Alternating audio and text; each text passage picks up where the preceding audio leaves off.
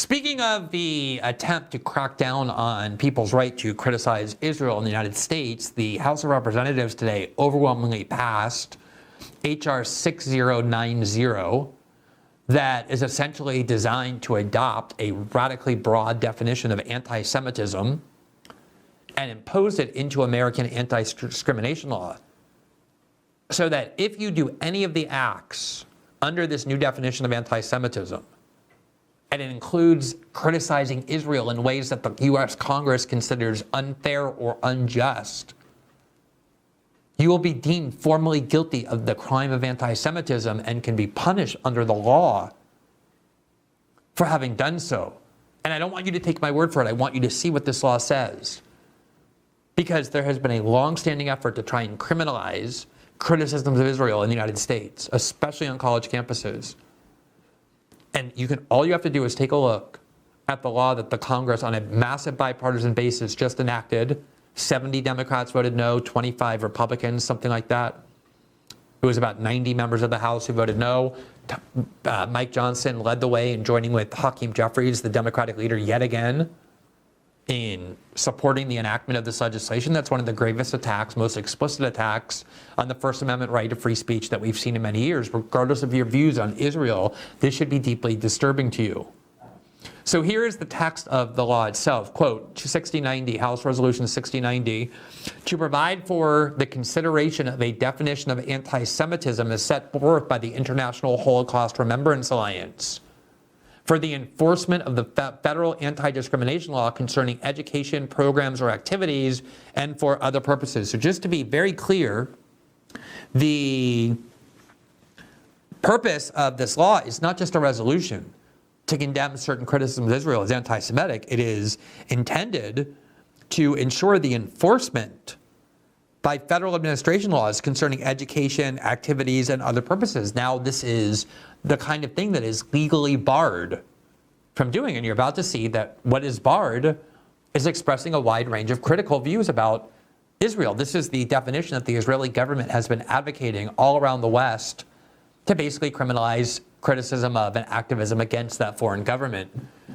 The resolution goes on, quote, it is the sense of Congress that, one, Title VI of the Civil Rights Act of 1964 prohibits discrimination on the basis of race, color, and national origin in programs and activities receiving federal financial assistance. 3, discrimination against Jews may give rise to a violation of such title when the discrimination is based on race, color, or national origin, which can include discrimination based on actual or perceived shared ethnicity or ancestry. 4, it is the policy of the United States to enforce such title against prohibited forms of discrimination rooted in anti-Semitism as vigorously as against all other forms of discrimination prohibited by such title. 5, as noted in the U.S. National Strategy to Counter Anti-Semitism issued by the White House on May 25, 2023, it is critical to A, increase awareness and understanding of anti-Semitism, including its threat to America. B, improve safety and security for Jewish communities. C, reverse the normalization of anti-Semitism and counter anti-Semitic discrimination. And D, expand communication and collaboration between communities. Paragraph 4 is definitions. It says, for the purpose of this act, the term, quote, definition of anti-Semitism means the definition of anti-Semitism adopted on May 26, 2016 by the IHRA, of which the United States is a member, which definition has been adopted by the Department of State, and 2, includes the contemporary examples of anti-Semitism identified in the IHRA definition. Now, the bill itself does not provide that definition, the IHRA definition, and that's because anybody who read this definition of anti-Semitism would immediately see what a grave assault it is on core political rights of free speech. Here are some of the examples of what is called anti-Semitism under the IHRA definition that has just been incorporated into American law. And the law itself said that they're not only adopting the definition itself, but also the examples of anti-Semitism provided under this interpretation. Here are some of the things that you are now prohibited legally from doing in the United States. Number 1, accusing Jewish students of being more loyal to Israel or to the alleged priorities of Jews worldwide than to the interests of their own nations. So if you look at AIPAC, or you look at the ADL, or you look at members of Congress who are Jewish or evangelical, if you look at Ben Shapiro and you want to argue, you know what, it seems to me as though they're prioritizing the interests of this foreign country in Israel more than their loyalty to the United States, this is now legal. You are legally barred from saying it. You will be formally and officially accused of anti-Semitism if you make those claims against Barry Weiss or Ben Shapiro or Chuck Schumer or the ADL. That's not allowed. Also not allowed, quote, denying the Jewish people their right of self-determination, e.g. by claiming that the existence of a state of Israel is a racist endeavor. What if you think that the creation of the Israeli state was wrong and that the Israelis don't have the right to have an ethno-state led by and composed of a majority of Jews? What if you don't find that valid or just? You're no longer allowed to express that opinion because that is something that is now deemed anti-Semitic. Now, you can say it about the US government. You can say, oh, the US government was created by colonizing the land and genociding the Native Americans, and therefore the creation of the United States was unjust. You're allowed to say that. That's perfectly legal. You can say that about any other country you want, too. You can say it about Egypt or Saudi Arabia. I think the creation of those states were artificial and wrong. You can say it about Pakistan. Whatever country you want, just not Israel. Here's another thing you're not allowed to do. Quote, applying double standards by requiring of Israel a behavior not expected or demanded of any other democratic nation. So if the Congress or the courts or prosecutors believe that you are making criticism of Israel that you don't consistently apply to other countries, you can now be found to be in violation of federal law by being an anti-Semite. You're allowed to put burdens on China that you don't put on other countries. You're allowed to put them on Peru or South Korea or Norway or any other country you want. You're just not legally allowed to express criticism of Israel that the government might believe is unfair because you're imposing on them a burden that you don't apply equally to other democratic countries. Here's another thing you're not allowed to do under federal law as enacted by the House of Representatives today. Quote, drawing comparisons of contemporary Israeli policy to that of the Nazis. Now, the whole point of the Nuremberg trials, and if you haven't read those judgments and the transcripts of the proceedings, I really encourage you to do so. I've written about it many times. The point of the Nuremberg trials, which convicted all kinds of officials of the Nazi regime of crimes against humanity and executed them on that basis. The point of the Nuremberg trials was not that it is a unique evil to commit atrocities against the Jewish people, nor was it that Germans or Christians are uniquely likely to commit atrocities. The purpose of the Nuremberg trials explicitly stated was that the atrocities we saw in World War II are ones that come from human nature, and that we need laws and conventions in place to make it a crime, a war crime, a crime against humanity, for any country to engage in those war crimes. And the Nuremberg trials specifically said the judgment that we are imposing today will have no moral validity, no legal or ethical validity, unless it's applied equally in the future to the countries that now sit in judgment.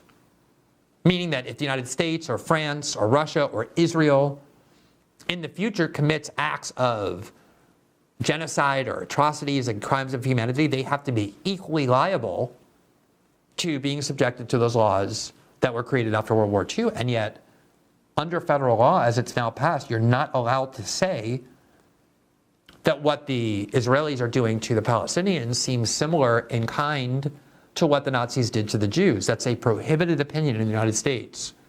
You are not allowed to say that. You can accuse Argentina of acting like Nazis. You can accuse the UK of that if you want. You can accuse the Russians of it if you like. You can accuse the Ukrainians of that as well if you like. You can point out that the Ukrainians have neo-Nazi battalions in it. You can say that about any country you want, including the United States. You just can't say it about Israel. Otherwise, you'll be in violation of federal law. One of the members of Congress, one of the few Republicans who opposed this was Congressman Thomas Massey of Kentucky, unsurprisingly. And in a tweet, he said, quote, the following: Hakeem Jeffries, the Democratic minority leader, says at a press conference that he will vote for the Anti-Semitism Awareness Act. There is some opposition among Democrats to it, though one House Dem tells Axios they expect, quote, a lot of their colleagues to vote for it with Jeffries on board. So yet again, Mike Johnson, says Congressman Massey, encounters opposition from several Republicans to a hate speech bill that many of us believe is a violation of the First Amendment, yet Hakeem Jeffries, the Democratic leader, offers to bail out Mike Johnson again by providing Democratic votes, and that's exactly what happened. Mike Johnson was able to get this bill passed, even though there were 20 members of his caucus opposed to it and 70 members of the Democratic caucus opposed to it on free speech grounds, because, yet again, Democrats saved Mike Johnson. Now, I was actually relieved and happy to see that there were some prominent conservatives who rose up in very vocal opposition to this bill as a grave violation of free speech, including people who are very supportive of Israel, one of whom was Charlie Kirk, who today wrote the following, quote, in response to campus anti-Israeli protests, the House is rushing to vote on a new bill, H.R. 6090. The new bill would, quote, officially define anti-Semitism so the federal government can sue, prosecute, or sanction more people, businesses, and universities for supposed violations of civil rights law. I abhor anti-Semitism, but this bill is flagrantly unconstitutional and an appalling attack on the First Amendment. This bill would make it illegal to compare Israeli policies to Nazi policies. It would make it illegal to describe Israel as racist. It would make it illegal to accuse an American citizen of being more loyal to Israel than to the United States. All of those behaviors might be stupid or repugnant, but they are indisputably protected by the First Amendment. Yet now congressional Republicans are rushing to gut the First Amendment in order to pass a European-style ban on hate speech. I don't know why that's so difficult for conservatives to say, because they've been marching around saying how much they hate censorship and believe in free speech, and yet so many of them now stand by and support what is such a flagrant attack on free speech, basically an announcement that it's more important to shield this foreign government of Israel from criticisms than it is to preserve and protect the free speech rights of American citizens. In other words, they seem more loyal to the interests of Israel than they do to the American people, something that under this law I would not be allowed to say any longer, especially if the people about whom I'm saying it happen to be Jewish. Matt Walsh of the Daily Wire actually posted a similar, even more assertive denunciation of this law, saying that it's a grave attack on free speech. Now, here's the House roll call vote, and there you see it passed overwhelmingly. 187 Republicans voted yes, 21 Republicans voted no, 133 Democrats voted yes, 70 Democrats voted no, and the total was 320 to 91. So you have more Democrats opposing this, and the reason is obvious. They've been far more supportive of censorship when it comes to right-wing speech, and the Republicans have been objecting. But now it's reversed because there's a lot more support for Israel in the Republican Party, so they're happy to limit and legally prohibit criticism of Israel, whereas there's more opposition in the Democratic Party, yet both parties provided overwhelming support for this bill and enabled it to pass by a massive margin. I've been warning for years that the threat to criminalize Israel criticism and anti-Israel activism in the West is the single greatest threat to free speech in the West. Here is an article as just one example that I wrote in The Intercept in February of 2016. There you see the title, The Greatest Threat to Free Speech in the West, Criminalizing Activism Against Israeli Occupation. There is a coordinated and well-financed campaign led by Israel and its supporters literally to criminalize political speech and activism against Israeli occupation. Now, a lot of this was led by Israel that many years ago began criminalizing criticism of their own country, of their own government, attempts to engage in activism, to boycott Israel, to stop the occupation of the West Bank. Here in the New York Times, July 2011, a op-ed entitled "Not Befitting a Democracy." Quote, Israel's reputation as a vibrant democracy has been seriously tarnished by a new law intended to stifle outspoken critics of its occupation of the West Bank. The law, approved in a 47-38 vote by Parliament, effectively bans any public call for a boycott, economic, cultural, academic, against Israel or its West Bank settlements, making such action a punishable offense. It would enable Israeli citizens to bring civil suits against people and organizations instigating such boycotts and subject violators to monetary penalties. Now, it's one thing for, do we have that now? All right, let me put this Matt Walsh tweet on the screen just because it's such a clear example of somebody, a prominent voice on the right, denouncing this this law. I can't see it. The vast majority of Republicans just voted, he said, for a bill to criminalize criticism of the Israeli government. If this bill passes, it will... if this passes, you will be guilty of hate speech if you apply double standards to the government of Israel or accuse it of genocide. This is honestly one of the most insane pieces of legislation I've ever seen. And he's exactly right.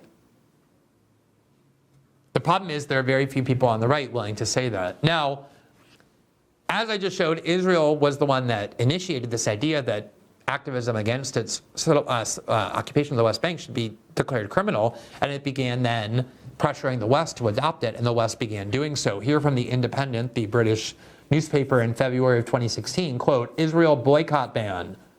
Shunning Israeli goods to become a criminal offense for public bodies and student unions.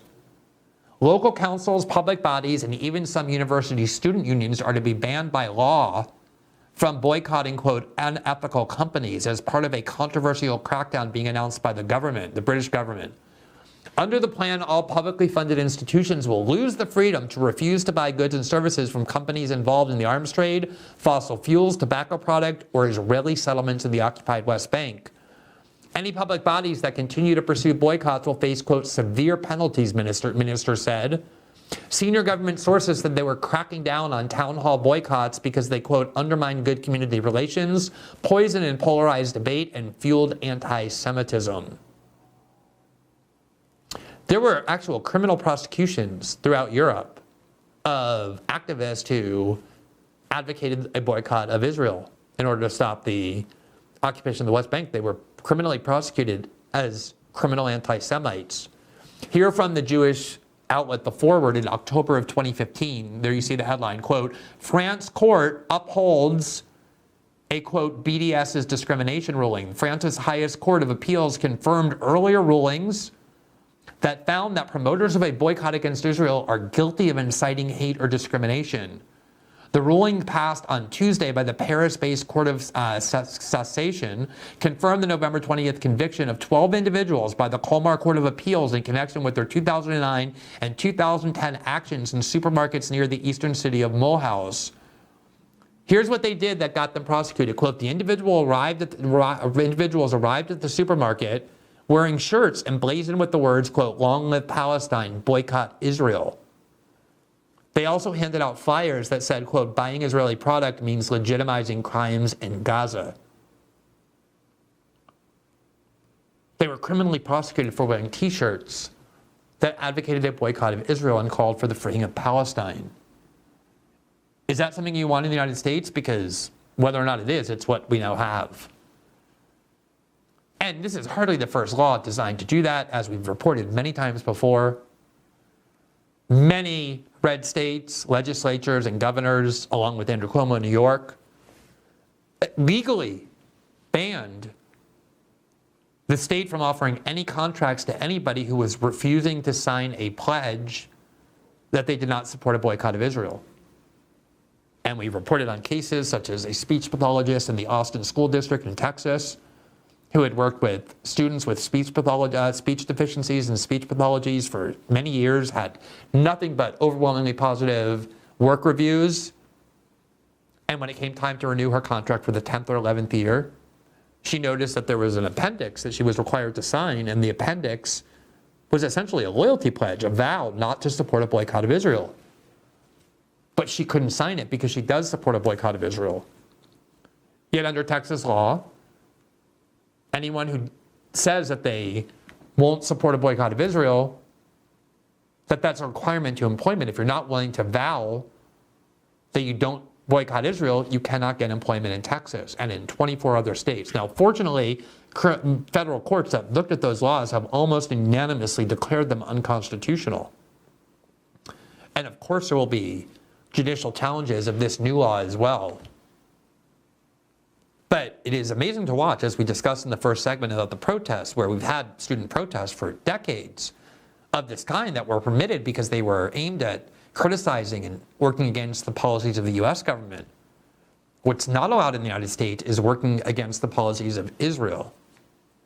And by the same token, the Republican Party, overwhelming numbers, despite pretending to be free speech champions for the last decade, joined with the Democrats in an overwhelming majority to formally adopt a definition of anti-Semitism that makes it illegal to express all sorts of criticisms about Israel and Jewish people in the United States that you are free to say against anybody else.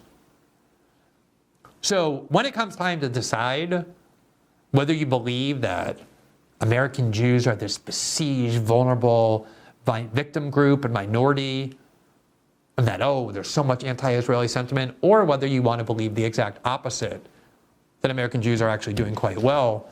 In the United States, they occupy a lot of positions of power, as do other Israel supporters who are evangelicals or national security hawks, and that Israel wields a great deal of power inside the United States. All you have to do is look at the bill that was passed today to see what opinions you are allowed to express and what opinions you're not allowed to express. And therein is the proof of the people in the countries who occupy and exert the greatest power. And they have now used that power to formally attack the free speech rights of American citizens in some of the most glaring and explicit ways that I've ever seen.